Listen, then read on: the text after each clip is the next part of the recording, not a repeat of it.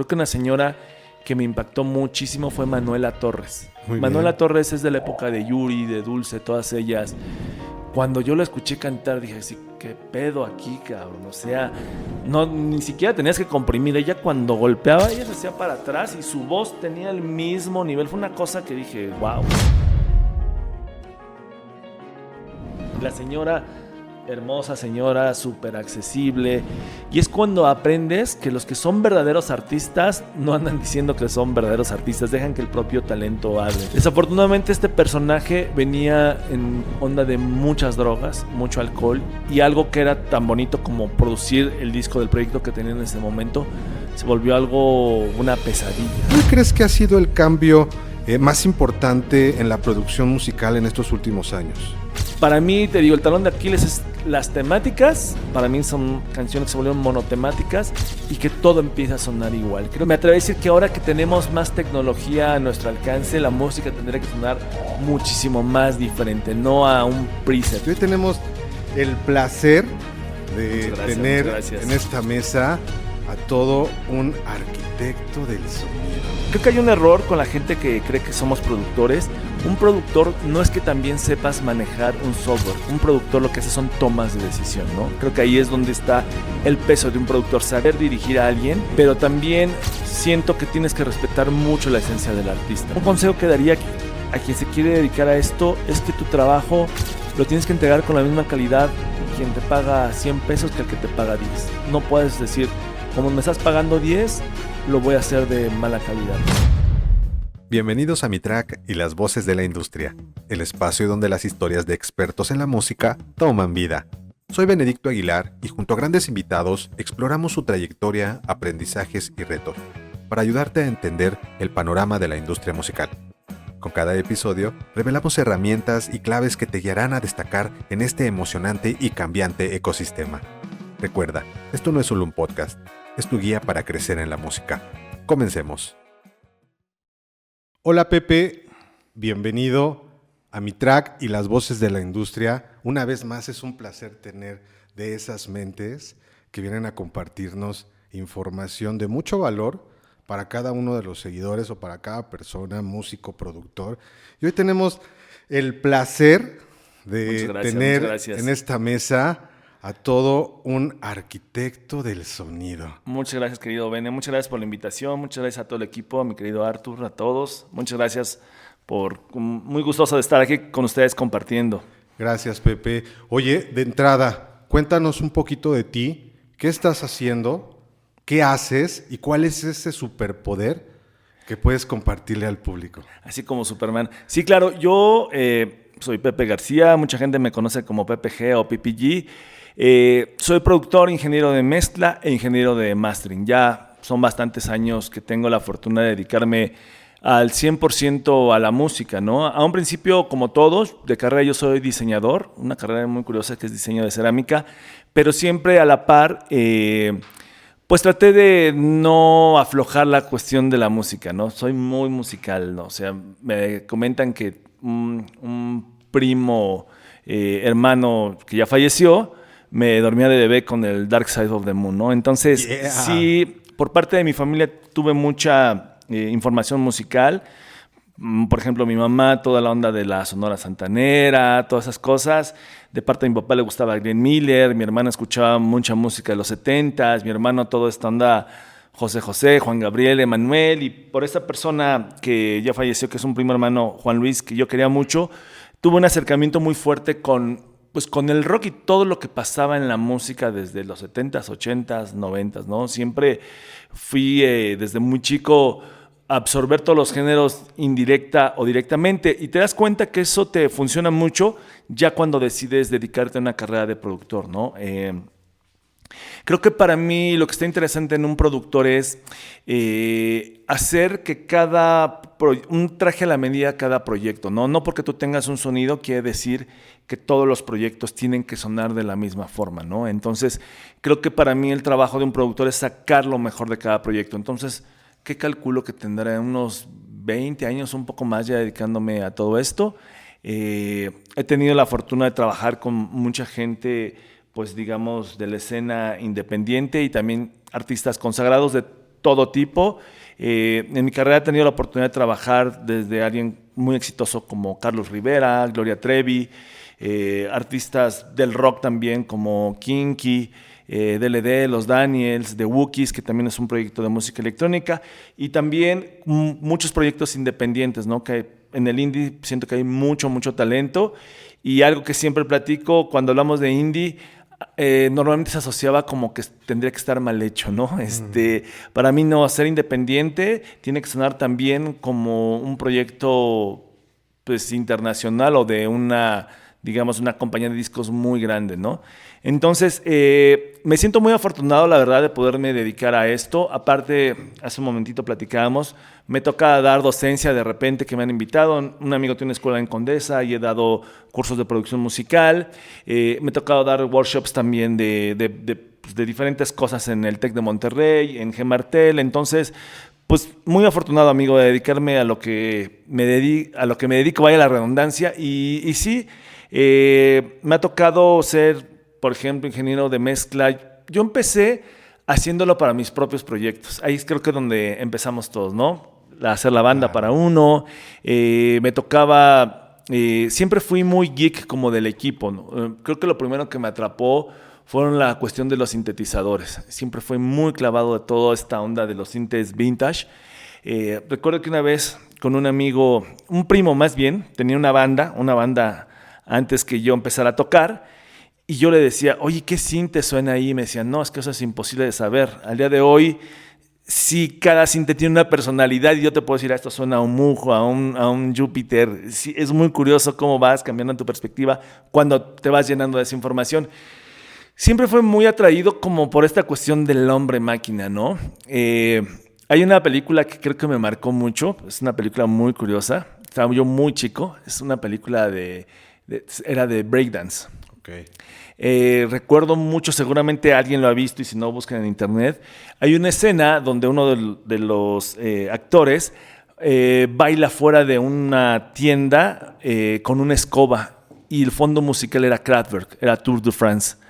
Entonces, muchas veces yo consumía música que ni siquiera sabía que hacía, pero pues Kraftwerk es pues los papás del techno, ¿no? Entonces tenía mucha información, aunque muchas veces no sabía qué era, pero todo el tiempo lo estaba absorbiendo. Y siempre estas cosas raras, o sea, sí creo que crecí con el rock, pero algo que se me hace muy interesante de la época de los 80s es toda la llegada de la tecnología, ¿no? Cajas de ritmo, sintetizadores, y es muy curioso porque, por ejemplo, salía una caja de ritmo, una Lindrum, ¿no? Y esa caja la empezaron a utilizar todos estos grupos de esa época, ¿no? Por ejemplo, la ocupó Human League, la ocupó Tears for Fears. Lo más curioso, que a pesar de que estaban ocupando el mismo instrumento, todos sonaban diferentes. Creo que en esa época eso me atraía mucho, ¿no? Por ejemplo, hay otra caja de Roland que es la 808, que al día de hoy se sigue utilizando, que es un clásico. Claro. Lo ocupan mucho para el hip hop o el R&B, pero en los 80s, por ejemplo, The Cars tenía una rola con ese tipo de cajas. Entonces, creo que eso me atrajo mucho, en especial de la música de los 80s, que cada proyecto sonaba completamente diferente, ¿no? Y conforme más avanzaba, siempre me atrajo mucho la llegada de la tecnología, ¿no? Las computadoras, mi primer computadora fue una Commodore, por ejemplo. Claro. Pues la llegada del CD, muy curioso, platicaba cómo hice mis primeros demos.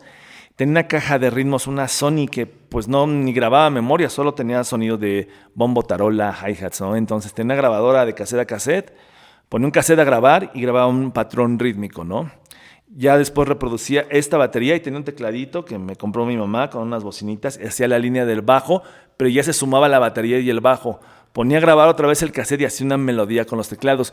Es muy curioso porque al día de hoy es en la forma en que yo hago una programación para mí, de una composición mía, siempre empiezo de la misma forma. Entonces, creo que es eso, me atrajo mucho la llegada a la tecnología, y empiezas con tus propios proyectos, y tenía amigos que se iban acercando conmigo, oye, pues ayúdame a mezclar esta canción, oye, ayúdame a producir esta canción, ¿no? Cuando empiezas en esto ni siquiera sabes qué es producir, más bien es como algo muy intuitivo. Yo creo que todo este background que traes de escuchar tanta música, aprendes a hacer una estructura, ¿no? Creo que hay un error con la gente que cree que somos productores. Un productor no es que también sepas manejar un software. Un productor lo que hace son tomas de decisión, ¿no? Creo que ahí es donde está el peso de un productor, saber dirigir a alguien, pero también siento que tienes que respetar mucho la esencia del artista, ¿no? Yo, aún teniendo proyectos propios, me llegué a topar con gente que quería obligar mi propio proyecto a sonar de otra forma, ¿no? Yo siempre tuve muy claro cómo tenía que sonar. Entonces creo que soy mucho de respetar la esencia del artista y más bien el trabajo de un productor es potencializar y sacar lo mejor de cada artista. Creo que por ahí va, a grandes rasgos, un poco. Me podría extender mucho, amigo, Claro. pero por ahí creo que va la chamba de un productor. Oye, entonces, a la par, me da mucha curiosidad que eres productor, pero a la par también eres músico. Claro. ¿Conoces ambas facetas? Claro, claro. Hoy con Sunix, que es tu proyecto. Así es, por así es. supuesto. ¿Cómo combinas esa faceta? Fíjate que curiosamente, me atrevo a decir que la mayoría de los que o caemos en la producción siempre quisimos hacer una banda. Entonces empiezas tú a adoptar te digo, sin saber el nombre o sin poner un adjetivo a lo que te dedicas, empiezas a hacer cosas para tu propia banda. Y es el trabajo de un productor, ¿no? Yo hacía las programaciones, yo hacía las bases musicales, mucho antes que Sunix. Y siempre, por ejemplo, yo empecé tocando covers, como me imagino que la mayoría de nosotros lo hacíamos, Claro. ¿no? Pero siempre desde el inicio, siempre traté de meter canciones originales, ¿no? Mías. Yo al principio cantaba, me retiré, gracias a Dios, muy rápido porque es algo que no me gustaba mucho. Y me empecé a acercar mucho al sonido del bajo. Tuve la fortuna de tener un vecino que él tocaba increíble el bajo, ¿no? En la colonia donde yo vivo, de ahí salió, por ejemplo, el Panteón Rococó, Claro. llegó a ensayar La Castañeda ahí. Y tenía unos vecinos, yo era más chico que todos ellos, ensayaban y yo me iba fuera de sus casas, a sentar en la banqueta a escuchar lo que hacían, ¿no?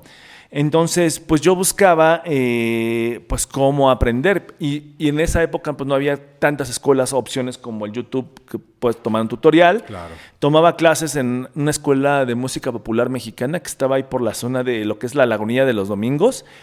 Y platicando con el maestro, yo le decía, es que yo lo que quiero tocar es la guitarra eléctrica. Entonces el maestro se quedaba después de clases y me decía, mira, la plumilla se agarra así, hace ejercicios.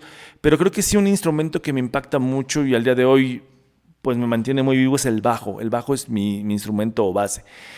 Tenía este vecino que tocaba increíble el bajo, que posteriormente pues uno va buscando cómo relacionarse con la gente que tú quieres estar, y llegué a él. Entonces él me empieza a enseñar el instrumento. Él era un excelente bajista, terminó en algún momento cuando se sale Sabo Romo de Caifanes, él audicionó con Caifanes. De hecho, allá ando en un foro de bajistas y lo mencionaron hace poco. Haz de cuenta que se sabía las canciones de Caifanes de pi a pa. Entonces, en su lugar no se quedó porque se quedó Stuart Hamm, que también es un increíble bajista. Pero mi instrumento base es el bajo. Toco un poco de guitarra, toco un poco de teclado, que me sirve mucho porque la mayoría de las cosas la programo. No soy un tecladista virtuoso. Me gustaría aprender a tocar más piano, pero creo que de esa forma lo vas haciendo, vas compaginando lo que es tu pasión con esta nueva pasión que tienes, que te digo que en su momento no sabes ni lo que es, y se iba acercando gente. También tuve una etapa de DJ, siempre la música electrónica me llamó mucho la atención. Me gustaba mucho, te digo, todo el apartado techno, en algún momento el dance, el EDM no lo absorbí tanto. Pero también me gustaban mucho las canciones de música electrónica que eran cantadas, que tenían una estructura de canción. Okay. Salía mucho a tocar, conocía mucha gente que también tocaba como DJs. Unos de ellos son este proyecto que al día de hoy es muy exitoso, que es The Wookiees. Son estos chicos que salen con unas máscaras. Las primeras producciones ya, digamos, un poco más profesionalizadas, las empecé a hacer para ellos, ¿no? Empezar a hacer una estructura de canción, una canción cantada que tuviera verso, coro. Eso siento que se me fue dando de forma muy natural. Entonces la gente que se me acercaba, yo es donde ayudaba. Porque muchas veces en la música electrónica puedes tener paisajes sonoros muy extensos, ¿no? Pero eso al día de hoy pues no funciona tanto para el radio. O sea, hay música electrónica que es muy para bailar y hay música electrónica que es muy, pues, como canciones muy comerciales, ¿no? Bandas como Disclosure, pues lo que tienen, ¿no? hoy invitan a The Weeknd a cantar y hacen un hit, aunque sea un hit muy bailable.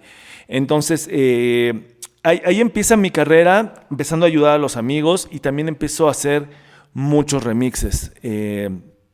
Empecé tenía un proyecto antes de Sunix que se llama Sweet Sweet. La chica que era vocalista, ella llegó en su momento a ser vocalista de Tijuana, ¿no? Y también ella conocía a mucha gente de la industria, ¿no? Por ella conocía a Chiquis Amaro, mucho antes que tuviera Hot Dog, y le llamaba mucho la atención lo que nosotros hacíamos, que fue antes que Hot Dog. También pude conocer, por otra parte, me hice casi al iniciar su carrera muy amigo de Belanova. Esto fue porque un primo mío tomaba clases con el bajista de Belanova, él era de Guadalajara. Un día vine a tocar Belanova a una onda que se llama la DJ World Music Conference. Me acerco y les digo, oye, es que yo soy primo de Ernesto Oter, etcétera, etcétera. Me acerco con Edgar, que era el tecladista, y le hablo al bajista, Richie, mira, él es Pepe, primo de Ernesto. Y me dice Edgar, oye, ¿qué haces mañana? No, pues nada, oye, mañana tocamos en el Hard Rock, ¿no quieres venir? Y empecé a hacer una relación muy, muy padre con Belanova. A mí me tocó ver a Belanova tocando para 20 personas y hacer un sold out Auditorio Nacional. Entonces, siempre tuve como esta conexión por fortuna. Por parte de ellos conocí a gente de Moenia, a Midi de Moenia, más tarde a Poncho de Moenia. Por esa chica que cantaba en mi proyecto conocí a Paco Huidobro. Entonces siempre tuve mucho acercamiento. Y curiosamente, por ejemplo, Midi me conocía como Pepe el de los sintes, porque yo tenía colección de sintetizadores viejos muy extensa, ¿no? Llegué a tener alrededor de 30 sintetizadores de los años 70, 80. En ese momento tenía un amigo que pues los ponía a punto y me llamaba mucho la atención esta cuestión de las máquinas, por decirlo de alguna forma. Está increíble que nos compartas eso. Estamos viviendo en un mundo, en un momento en la industria donde las herramientas digitales están en auge. Claro. Y a la par, creo que los músicos, los productores hoy en día están más accesibles. Por supuesto. A los aparatos, a las producciones son más accesibles, ¿no? Claro. ¿Cuál crees que ha sido el cambio más importante en la producción musical en estos últimos años? Pues justo este apartado de que, o pretexto que muchas veces de decir, es que si no tengo este sinte no puedo hacer música, creo que al día de hoy estamos liberados de eso, ¿no? Porque, Okay. Por ejemplo, estos sintes que eran hardware, ahora compañías como Arturia están emulando virtualmente todos estos sintetizadores, ¿no? En lo que puedo decir yo, el apartado de las máquinas y poderlo mover me atrae muchísimo, pero muchas veces ya cuando te dedicas al trabajo día a día, pues recurres mucho a esas herramientas. Siempre he dicho, te tienes que dejar apapachar por la tecnología, ¿no? O sea, decir, no quiero esto, pues estaría imposible seguir grabando el día de hoy con una máquina de carrete, ¿no? O Claro. imagínate, tienes un sinte hardware que de momento se desafina, porque pues es lo que pasa con algún equipo viejo, y para una producción no puedes hacer eso. Entonces, yo en lo personal trato de combinar toda esa fascinación que tengo por el hardware en general, por los sintes o por el equipo de estudio, por todas estas nuevas tecnologías. No te puedes quedar atrás, ¿no? Y también tienes que ser muy open mind en cuestión, escuchar todo tipo de música si es que te quieres dedicar a esto. Creo que es un consejo que yo daría, ¿no? Porque hay gente que solo quiere hacer tecno y se queda en el tecno.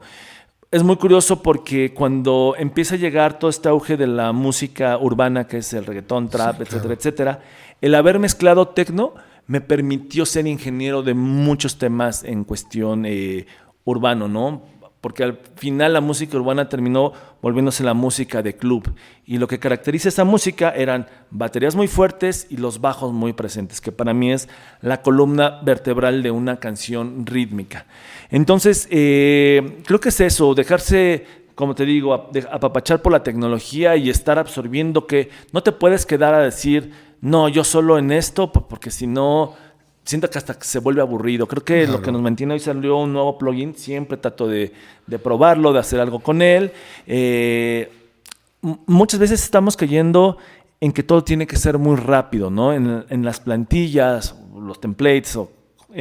Yo siempre trato que cuando voy a mezclar una canción o cuando voy a empezar a producir, trato de recurrir a cosas diferentes para que no se me haga como algo tan rutinario. Siempre Claro. trato de cada vez sea también novedoso para mí. Siempre si sale un nuevo plugin, lo voy a ocupar y voy a ver qué pasa. Si me gusta, me lo quedo en mi files que yo tengo para trabajar y vuelvo a recurrir a él, ¿no? Entonces todo el tiempo estoy tratando como de estar en búsqueda de cosas novedosas. Entonces hoy un programa como Ableton Live, Logic, Pro Tools te permite hacer un disco profesional solo siendo autosuficiente con ese programa.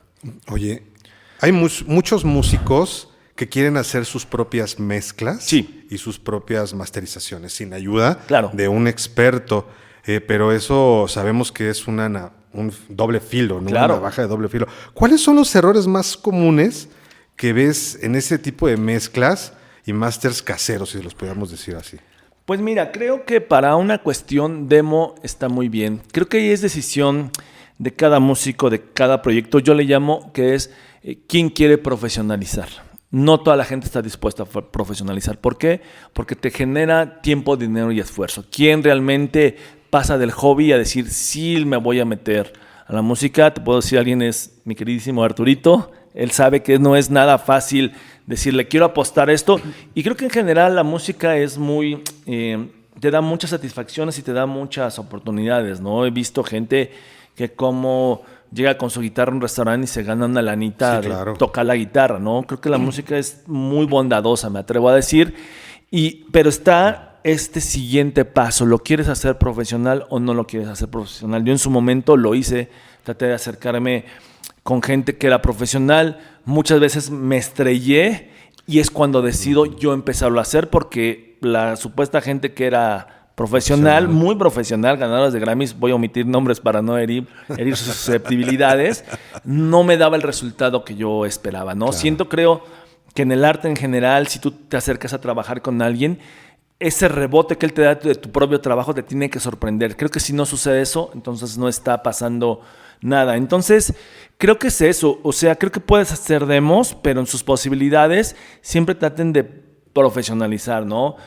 La gente que se dedica a esto sabe que desde un buen micrófono, un buen cable es importante, porque puedes tener un micrófono de miles de dólares, puedes tener una interfaz de audio de miles de dólares, pero si compras un cable de 100 pesos, pues ya se fue todo a la basura, ¿no? Entonces, creo que es invertirle poco a poco a tu negocio, como en cualquier negocio. Claro. Siempre he dicho, es como agregarle un eslabón de calidad a tu cadena. Hoy tienes este micro, pues juntas, lo vendes le pones una lana más y te compras otro, ¿no?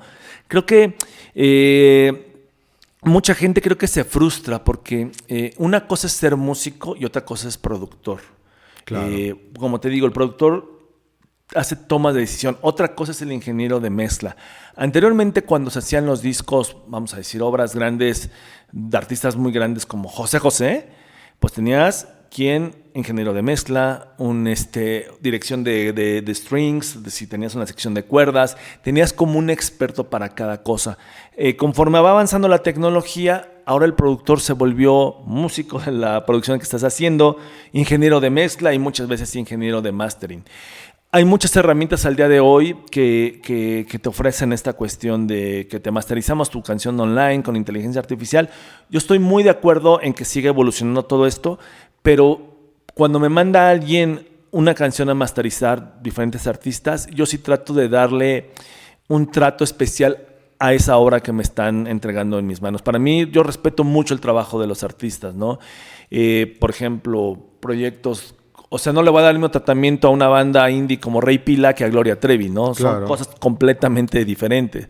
Entonces, hay que entender que cada uno es un traje a la medida, sea como produciendo, mezclando, y no como el doctor que solo te receta paracetamol para todas tus dolencias, ¿no? Claro. Oye, y trabajando con artistas de renombre, como mencionas, entre ellos Trevi, Kinky, ¿cómo es el proceso de trabajo con este tipo de artistas de este nivel? ¿Y qué diferencia encuentras entre ellos y bandas emergentes en términos de profesionalismo y enfoques en el estudio principalmente? Fíjate que creo que algo que sí me gustaría compartir, estos artistas grandes te dan todas las herramientas para que las cosas fluyan. Creo que eso es muy importante y al día de hoy por eso son artistas tan grandes, ¿no?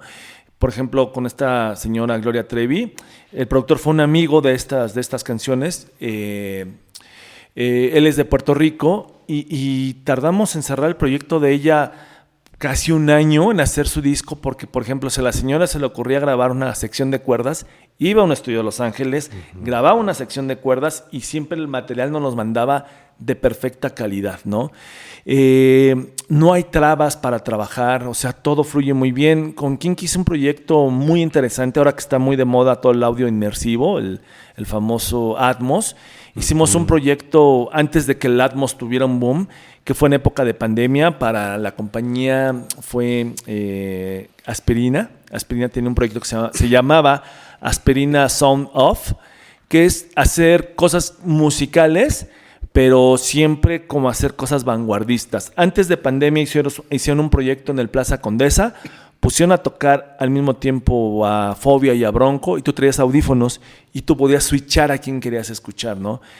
Llega pandemia y ofrecen el proyecto por parte de una agencia de hacer algo en el cual la gente pudiera... Se llenó en pandemia, si recuerdan, de conciertos online, ¿no? Que yo sentía que les faltaban fuerza, que eran como muy de compromiso, pero el músico, el artista tenía que seguir haciendo su trabajo y la gente también creo que merecía darse esos descansos de hoy pagué mi concierto, lo voy a ver. Claro.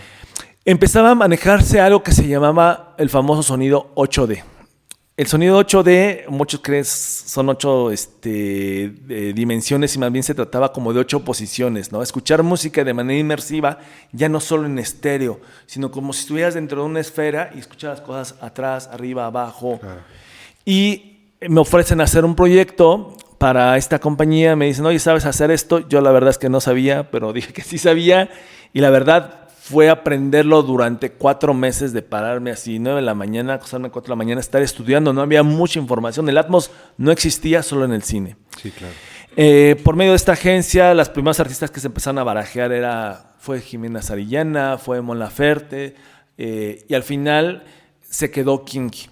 Y la verdad es que el trabajo que logramos con ellos, yo tenía ya la fortuna de conocer tanto a Gil como a el tecladista, se me fue el nombre ahorita, Uli, creo que si no estoy mal, y justo la empresa de Gil Cerezo era la encargada de hacer todo el aspecto visual. Entonces el ejercicio era, cada uno de los Kinky grabó por su cuenta en un estudio diferente y nosotros lo unificamos a que fuera un concierto solo escuchado con audífonos y que tú sintieras que estabas viviendo la experiencia. La verdad fue algo muy grato. ¿Y por qué te hablo esto? Porque nunca hubo trabas, a pesar de que había un chat, digamos, donde estaba la agencia, estaba el manager de ellos, siempre el trato fue directo con el artista. Entonces nunca hubo trabas. Oye, Gil, esto no salió bien. Oye, Uli, esto no salió bien. Me lo mandaban inmediato. Nunca hubo no, espérate. Nunca. Creo que esa es la diferencia cuando alguien es profesional y te das cuenta por qué al día de hoy sus carreras son tan exitosas, ¿no? Claro. Por ejemplo, Gloria nos pedía cambios de súbele medio dB a esta parte en la voz, ¿no? Y decías, pues bueno, le subo. Y ella nos decía, queridos, esto va a ser la diferencia. Aunque ustedes no lo crean, estas pequeñas cosas es lo que te hace ser diferente entre alguien que solo lo hace y alguien que lo hace de manera profesional. Cuidar todos los aspectos. Por eso al día de hoy sus carreras son tan completas, ¿no? La última experiencia que tuve, hicimos la mezcla, me tocó hacer el apartado de mastering para el aniversario de Carlos Rivera, que fue en la Arena Ciudad de México. Se transmitió por Disney, por el canal de Disney. Increíble. Y a nosotros nos tocó hacer toda esta parte, ¿no? O sea, el mismo día del show, Carlos seguía ensayando en la mañana. Entonces, cuidando detalles. Por eso son los monstruos que son en la música, porque decidieron profesionalizar. Yo en mi apartado, yo siempre fui muy enemigo de subirte a tocar pedo al escenario. Siempre, para mí la música siempre la traté con mucho respeto. Nunca fue una cuestión desmadre. ¿Puedo decir groserías? Claro. Nunca fue, porque para mucha gente era eso, juntarte con los amigos, echarte una chela. Sé que muchas veces también hasta la madre y el ensayo quedaba en segundo plano. No está mal, pero que no te gane eso, ¿no? Para mí la música siempre tuvo mucho respeto y siempre la vi como una manera pues de expresar lo que a mí me gustaba y hacer lo que más me gusta en la vida, ¿no? Entonces creo que es eso, amigo, profesionalizar. Sí puedes hacer tus demos en tu habitaciones. sé que hay veces que se venden cosas como espejitos de, es que el nuevo disco de Billie Eilish, su hermano lo hizo en su habitación. Sí, pero el disco lo mezcló un güey que mezcla en una NIV así de increíble. O sea, son cosas que sí son muy de decir, si lo puede hacer ella, lo puedo hacer yo. Claro que lo puedes hacer. En el equipo no radica el talento, pero cada que tú vayas mejorando, como te digo, ese eslabón de tu cadena, lo vas a hacer sonar mejor, ¿no? Claro. Entonces, creo que es eso.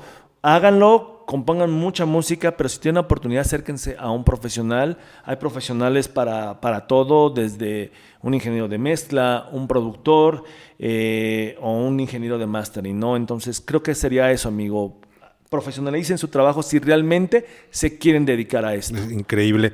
Hay una conversación constante sobre la tecnología que está haciendo que todo suene más perfecto, a veces incluso demasiado limpio. Claro. ¿No crees que esta facilidad al acceso a este tipo de plugins o tecnologías como el autotune, samplings, están afectando a la autenticidad de la música de los mismos artistas, ya sea cuando están grabando o cuando están tocando en vivo?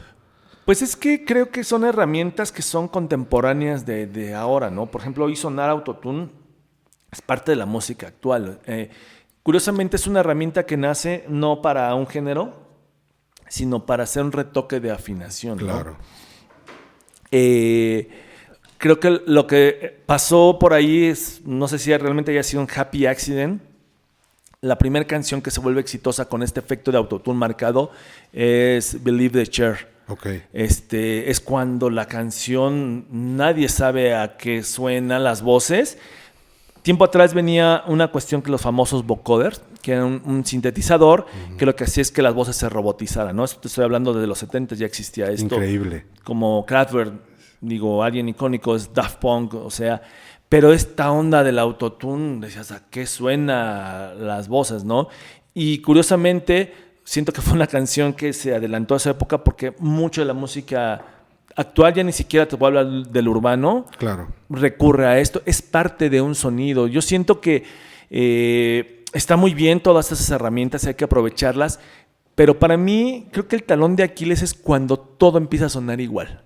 Esa es la cuestión. Creo que ahí me regreso un poco a lo que te decía a los 80s, es que aunque saliera un sintetizador que era el Jupiter 8, lo mismo lo ocupaba Duran que The Cure, y Duran y The Cure no sonaban nada parecidos. Cada uno tenía su propia esencia. Exactamente, y creo que eso es lo que se ha perdido. En cuestión temáticas en las letras, las canciones han vuelto monotemáticas, todos hablan de lo mismo. Te digo, no es que el género esté mal, o sea, hay producciones, la verdad a mí, cuando vi a Peso Pluma salir en los MTV, ver el opening que hizo, es una cosa muy cabrona que muchos artistas grandes lo hubieran querido. Para la gente es muy fácil criticar, ¿no? Es que este género, por ejemplo, todo el apartado de música regional actual, los corridos y todo eso, tiene un grado de complejidad de tocarla muy cabrón. O sea, no todos lo pueden hacer. Para mí, te digo, el talón de Aquiles es las temáticas, para mí son canciones que se volvieron monotemáticas y que todo empieza a sonar igual. Creo que me atrevo a decir que ahora que tenemos más tecnología a nuestro alcance, la música tendría que sonar muchísimo más diferente, no a un preset, ¿no? Otra cosa que te podría decir es, en los plugins o en esa tecnología, muchos plugins, a pesar de que son nuevos, siempre tratan de recurrir o emular un software viejo, ¿no? Inclusive hay plugins de Waves que emulan hasta el hiss que tenían estos equipos así todo el tiempo, que siento que no te sirve para nada. Y hay música para todo. Hay música muy high-end, que es como te digo, mezclas muy high-end, que todo tiene que sonar muy clean. O hay músicas que inclusive pues llevan, por ejemplo, el R&B o el hip hop, le metes hasta scratching de vinil, Sí, claro. que esté ahí sonando como si fuera un vinil. Es entender un poco los estilos. Yo no lo veo mal todos estos recursos porque pues es parte de la tecnología. Es como decir hoy, no, yo no quiero usar celular, ¿no? Yo quiero seguir usando el teléfono de casa. Es como negarte a eso, ¿no? Para entenderlo tienes que probarlo. Tú decides si lo utilizas o no. Es una herramienta más que la tecnología te ofrece, como seguramente se van a venir muchas cosas ahora con la inteligencia artificial, ¿no? Seguro. ¿Sí? Si una banda independiente en sus inicios solamente tiene un presupuesto para invertir en una sola cosa en la producción, ¿qué crees que debería gastar esa inversión? en la mezcla, en la grabación, en la masterización? ¿Cuál crees que sería lo más importante tener en cuenta? Yo creo, si es una banda de rock, creo que el instrumento es muy importante. Muy importante que tengas tu instrumento calibrado, tus cables. Quizá puede ser decir, pues, ¿cómo eso? Claro que sí, porque si no tienes un instrumento que sea de una calidad, no así carísimo, pero una calidad decente, pues a la hora de grabar va a estar todo desafinado, se te va a estar desafinando sobre la marcha, desde cuidar tus cuerdas que estén cambiadas. Y creo que el siguiente paso sería, es muy complicado, pero sí grabar con la mejor calidad posible. Creo que de ahí parte todo, porque puedes tener también una guitarra de miles de dólares y el cable con el que grabaste mete ruido, olvídate de que suene una guitarra de miles de dólares. Sí. En este caso que ahora se captura audio por medio de interfaces de audio, hay de muchos presupuestos. Claro. Siempre a mis alumnos trato de decirle, trata de comprar la que más puedas a tu presupuesto y luego la vas cambiando.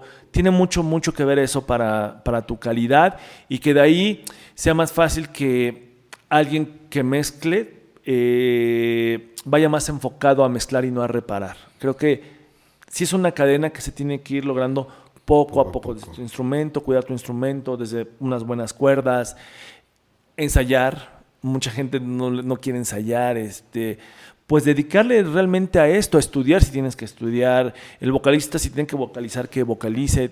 Las bandas creo que tienen que tener una evolución, ¿no? No nada más estar en una zona de confort y hacer música, porque sí, que hay gente quien lo hace y es muy válido, ¿no? A lo mejor hay gente que quiere solo sacar discos y presentarlos en TikTok, todo es válido. Claro. Más bien tú, ¿cuál es el enfoque que quieres dar, no?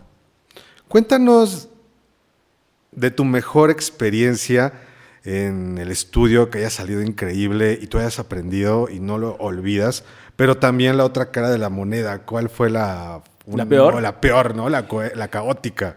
Creo que, fíjate que la música me ha dado muy buenas satisfacciones y en el estudio he tenido la oportunidad de tener uno que otro artista de renombre, pero creo que una señora que me impactó muchísimo fue Manuela Torres. Manuela Torres es de la época de Yuri, de Dulce, todas ellas. Cuando yo la escuché cantar dije, sí, ¿qué pedo aquí, cabrón? O sea, ni siquiera tenías que comprimir. Ella cuando golpeaba, ella se hacía para atrás y su voz tenía el mismo nivel. Fue una cosa que dije, wow. Y la señora, hermosa señora, súper accesible. Y es cuando aprendes que los que son verdaderos artistas no andan diciendo que son verdaderos artistas, dejan que el propio talento hable, ¿no? He estado por fortuna, mucha gente involucrada o que amigos me han invitado a sesiones. He tenido oportunidad de estar, por ejemplo, te digo, con Carlos Rivera. Carlos Rivera es un excelente cantante, con Hash, con mucha gente, pero en estudio propio creo que Manuela Torres fue muy bueno. Y de mis peores experiencias fue con un proyecto mío, con una persona que fue un productor de los 80s, voy a omitir nombres. Muy bien. Él fue muy exitoso en esta época en el género que se llamaba Italo Disco High Energy. Él tuvo muchos hits, él era de Canadá. Lo contactamos por medio del MySpace.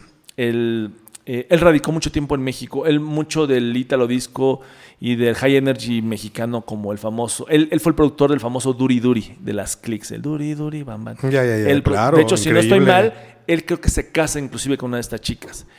Desafortunadamente este personaje venía en onda de muchas drogas, mucho alcohol, y algo que era tan bonito como producir el disco del proyecto que tenía en ese momento se volvió una pesadilla, ¿no? Esta persona venía por un par de semanas, terminó quedándose 3 semanas, el proyecto lo empezó a llevar por otro lado donde no era. Por eso te digo, para mí un productor es muy importante, porque así te produzca el mejor productor. Si no entiende de qué va la banda, no te sirve.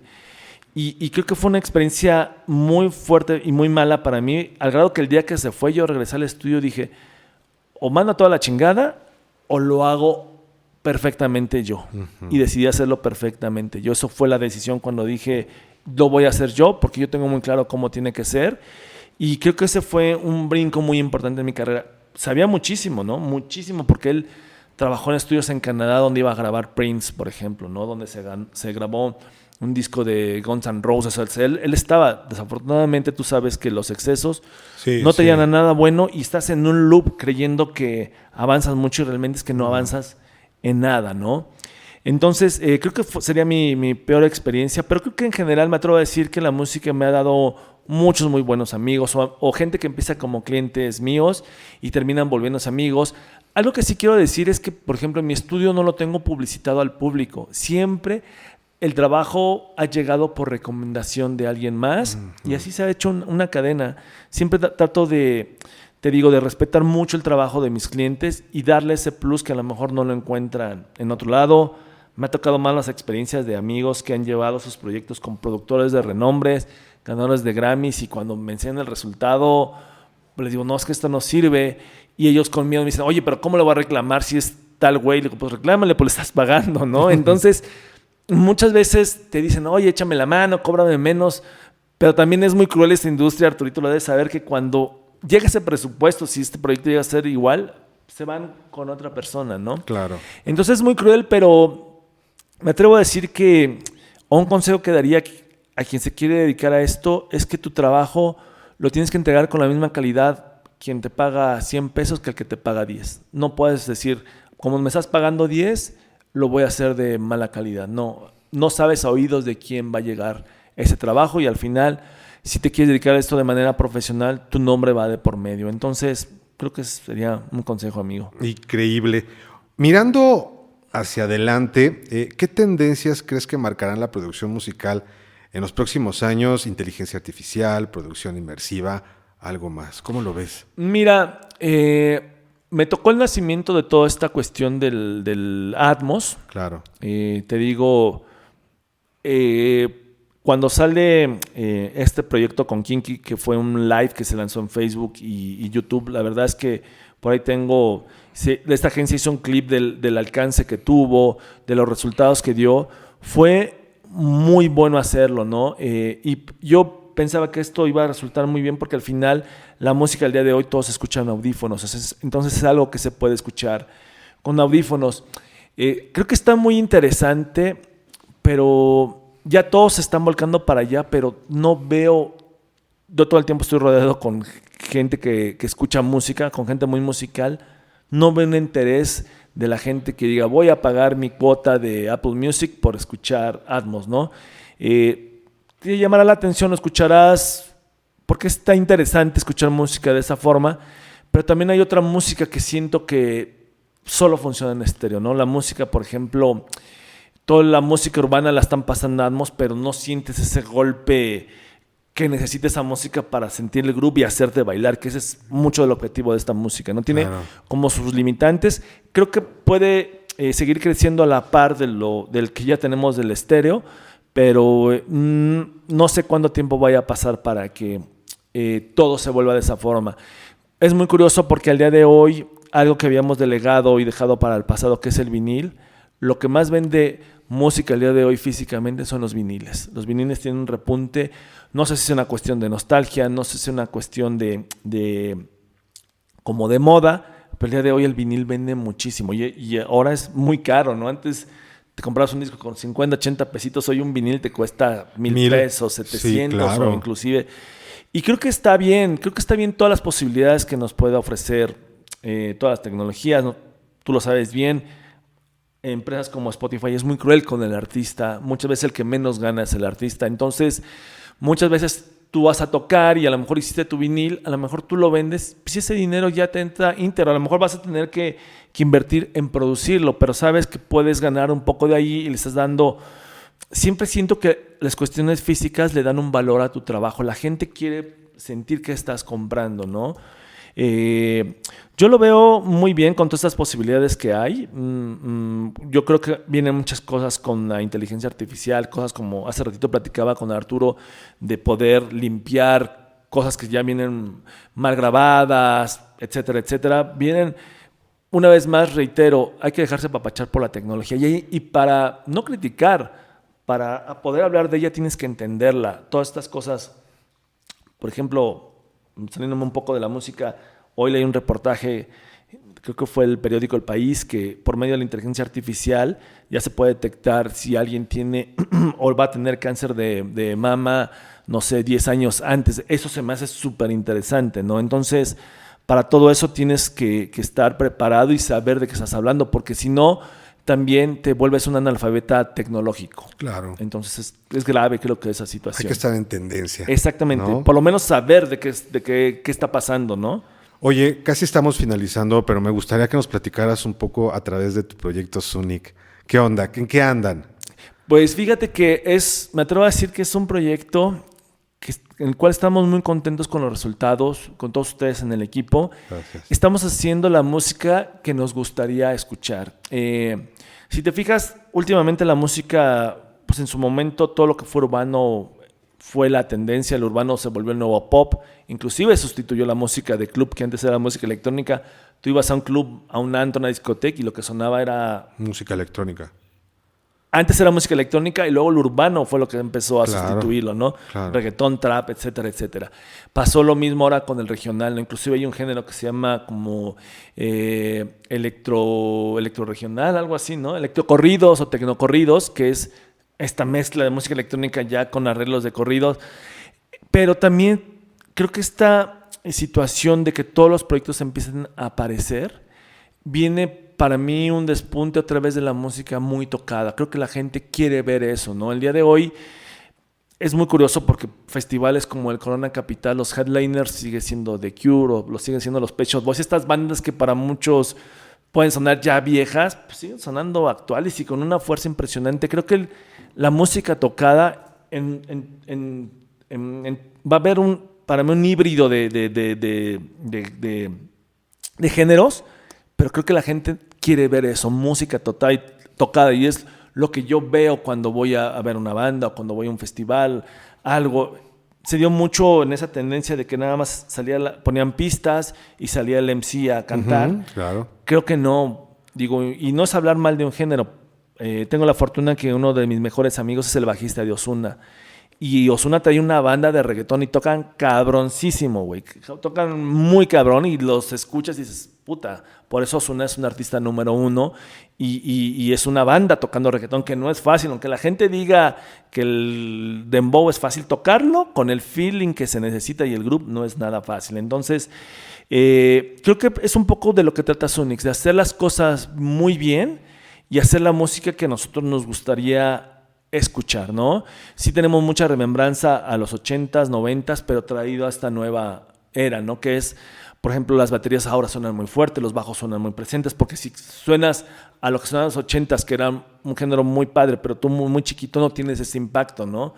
Entonces, muy contentos con todo lo que está pasando. Justo estamos por estrenamos un nuevo sencillo, está por salir el video, no sé cuándo va a salir este podcast, pero el sencillo salió el 21 de marzo, si no estoy mal, amigo. Y muy contento con todo lo que está pasando, de rodarnos con equipo profesional como tú, como el Arthur, como con todos los que nos acompañan. Gracias. Seguir trabajando. Y creo que la diferencia que en el proyecto fue a partir de que decidimos profesionalizarlo. Claro. Eso es la cuestión, ¿no? De rodearnos de gente, un diseñador gráfico, porque por ejemplo en mis proyectos pasados, como yo soy diseñador, yo diseñaba, pero luego no tienes tiempo de diseñar y luego no tienes tiempo de producir y de mezclar, entonces tienes que ir delegando y rodeándote de gente profesional. Creo que es lo mejor que le puedes dar a tu proyecto si realmente quieres dar ese siguiente paso, ¿no? No solo es hacer canciones el día de hoy, ¿no? Como dice Arturito, un poco tienes que hacer labor de influencer. Si no te gusta hablar en la cámara, tienes que aprender a hacerlo porque pues la gente quiere eso, esa conexión con el artista y fidelizar con tus seguidores. ¿Qué es esto? A lo mejor armar un live. Hoy voy en Instagram, ¿no? Lo que platicaba con Arturito. Así se conectan 10 personas. Es gente que le interesa tu trabajo y quiere saber de ti, quiere tener contacto contigo. Entonces, estamos haciendo las cosas lo mejor que se pueda para que el proyecto vaya caminando. Hemos sido muy afortunados. Por ejemplo, en el año pasado, el 14 de agosto, si no estoy mal, abrimos un concierto de Moín en el Auditorio Nacional. Era la segunda tocada de la banda. Entonces, va caminando muy bien, muy, muy, muy bien, rodeándonos de gente que pues admiramos y que sabemos que un proyecto termina volviéndose una empresa, ¿no? Ya no es solo la música, tienes que tener cubierto muchos rubros para que las cosas funcionen. Si no, te vas a quedar solo sacando canciones y que no pase nada, ¿no? Como dicen ahora, solo sacando palos, que son éxitos, y que solo los ven tus cuates, ¿no? Sí. Entonces, hay que hacer mucho trabajo detrás, amigo. Muy bien. Gracias, Pepe. Bene, De verdad querido, creo que se me fue el tiempo como si hubieran pasado 10 minutos. Siempre hablo muchísimo, no te dejé casi hablar. No, está increíble. Aquí lo importante es que tú hables. ¿Por qué? Muchas Porque nos gracias. compartes tu superpoder que seguro al público y a cada uno de ustedes. Muchas gracias a todos. Está increíble. Muchas gracias. Muchas gracias a todos, a todo el equipo, mi Arthur. Muchas gracias también por acá y muy gustoso de compartir. Ahí si quieren la segunda parte, tengo muchísimo por hablar. Perdónenme, soy así de estar hablando todo el tiempo. ¿Dónde te pueden contactar? Mis redes sociales las tengo como PPG, PPG. En Facebook, Instagram es donde más estoy activo. Te digo, también tengo la fortuna de dar docencia. Muchas veces he dado workshops de mezcla, de mastering, de producción musical. De repente me invitan, tengo un amigo, tiene una escuela en Condesa que se llama Sound Space, muy buena escuela. De repente voy por periodos o luego me invitan a dar pláticas, por ejemplo, al TEC de Monterrey, voy a donde me inviten. Entonces, una vez más reitero que la música es muy bondadosa y cuando te dedicas a esto te das cuenta que tienes muchas posibilidades de hacerlo. Y creo que por lo que el día de hoy estamos juntos, creo que a nosotros nos hace vivir el apartado creativo. Todos somos entes creativos y es lo que nos mantiene juntos y con esta amistad y con mucho respeto de trabajar con gente que terminan siendo tus mejores amigos. Es una gran familia. Muchas gracias a ustedes. También muchas gracias por su trabajo, carnal. Muchas gracias de este lado por apoyarnos en todo esto y cuando gusten nos echamos una segunda parte, mi Arthur. Listo, increíble. Gracias, Pepe. Muchas gracias a todos. Nos vemos en la siguiente. Nos vemos, hasta luego. Chao.